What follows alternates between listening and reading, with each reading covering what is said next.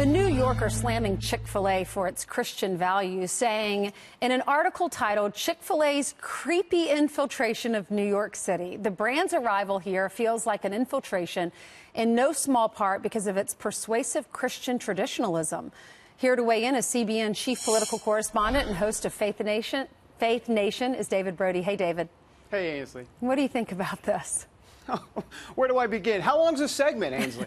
Look, I got to tell you, I mean, this is hypocrisy. It's media hypocrisy at its best. And here's the problem. The New Yorker, a liberal, obviously a liberal magazine and all of that, this is what they do. It's the latte-sipping crowd. They talk with other liberals, and all of a sudden it becomes this narrative out there. Christian traditionalism, you mean, hold on, Judeo-Christian values that define this country from its inception? Look, the article is so ridiculous on so many different fronts, but just take this.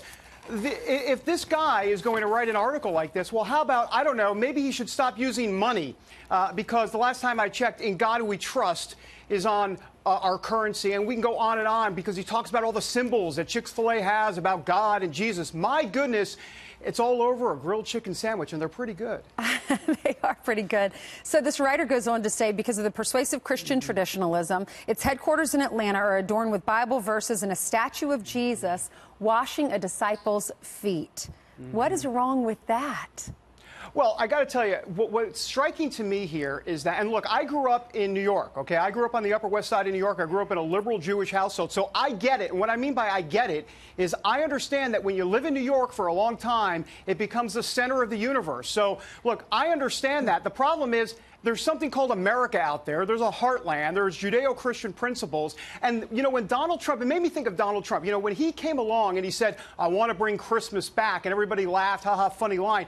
Look, what he was really talking about is political correctness. That, you know, it's time to say Christmas again, Merry Christmas, all of that. And that's the whole point. Liberals are so out of touch, and Donald Trump comes along, and this article exactly explains why liberals just don't get it. You know, it's interesting. You're right about there being a whole country in between L.A. and New York, right? That a lot of liberals don't understand or don't get. What is interesting, though, is just like we're seeing in California, you're seeing cities that are speaking out against what their governor wants when it comes to sanctuary cities. Here in New York, these Chick-fil-A's are doing very, very well. They're selling, according to this article, every 6 seconds they're selling a sandwich. And Mr. Cathy, who started this Diet a Billionaire, the company is doing exceptionally well. And people down south, I speak from experience, love the fact that it's closed on Sunday, and they want to support companies like this. Well, and you know, that's because Judeo-Christian principles win out in the end. Donald Trump found that out. Last time I checked, our founding fathers found that out way back in the day. And look, this New Yorker article, here's the danger. The New Yorker article, like I said, they talk to these other liberals around town in New York and L.A. The problem is they're talking to 18% of the country.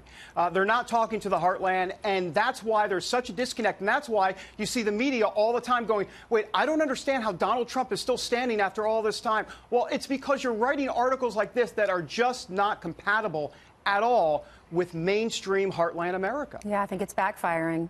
Conservatives are tired of being pushed in the corner and not having a voice. So I think people are speaking out. Trump tapped into that. You're right. You're right. Thanks, David. Great to see you.